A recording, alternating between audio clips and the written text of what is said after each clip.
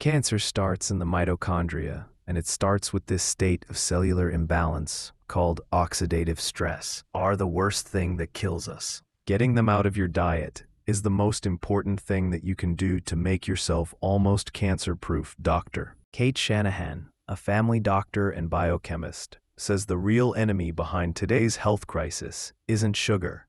It's toxic oils hiding in almost everything we eat.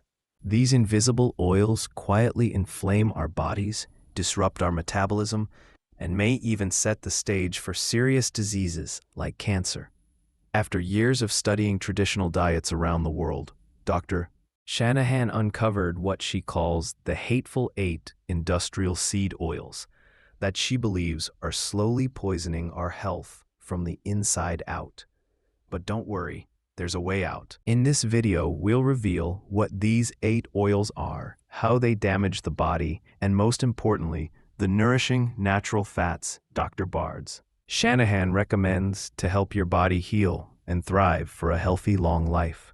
80 to 90% of the inflammation and inflammatory problems people are suffering from is coming from these seed oils that were never in our food supply until we invented the factory processes for doing these. They were released into the food supply without any studies showing that they were safe. The worst irony here is that the American Heart Association got money from a company selling one of the seed oils. So they actually decided to declare it as heart healthy. So that's why these things have gotten a pass for so long. And no one's really been talking about them or paying attention to them, because we have been misled into believing that not only are they not toxic, they're actually the thing to go for, and that we've been misled into believing that these things are what we should eat instead of traditional fats like butter. And we've made lard a dirty word, literally because of the American Heart Association and its relationship with these companies that gave them money to say seed oils were healthy. They should not have been released into the food supply without studies to first show that they were safe. And now what's happened is that we're all eating them. We're getting 80% of your fat calories from these seed oils. 80 to 90% of the chronic diseases that I see every day when I see patients are related to inflammation, which comes primarily from all these seed oils. When you get them out of your diet is really the gift that keeps on giving. So what exactly are these 8 oils that Dr. Shanahan says are silently inflaming our bodies? She calls them the Hateful Eight. I call them the Hateful Eight. So how could vegetable oil be bad? Well, these oils have nothing to do with vegetables. The Hateful Eight vegetable oils are the ones that I've defined based on their processing and their chemistry as the ones that we need to avoid. And the other ones are nowhere near as bad as these. So they are 3 C's, corn, canola, cottonseed. 3 S's, soy, sunflower, safflower, and then rice bran and grapeseed. Now, the first 6, the 3 C's and the 3 S's, are the ones that I ask people to memorize, because those are in 95% of the products with an ingredients list that you buy in the typical grocery store.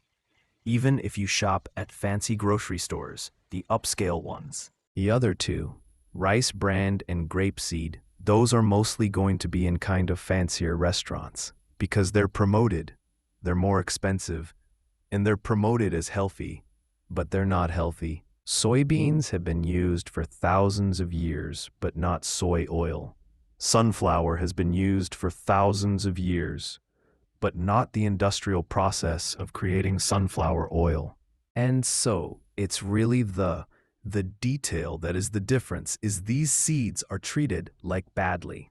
Again, after World War II, a lot of things changed. The farmers had to fatten their cows real quick to satisfy the American hunger for beef. Instead of having the cows just fatten themselves off normally on grass, which takes a lot longer, they sped up the process by feeding them corn and soy meal.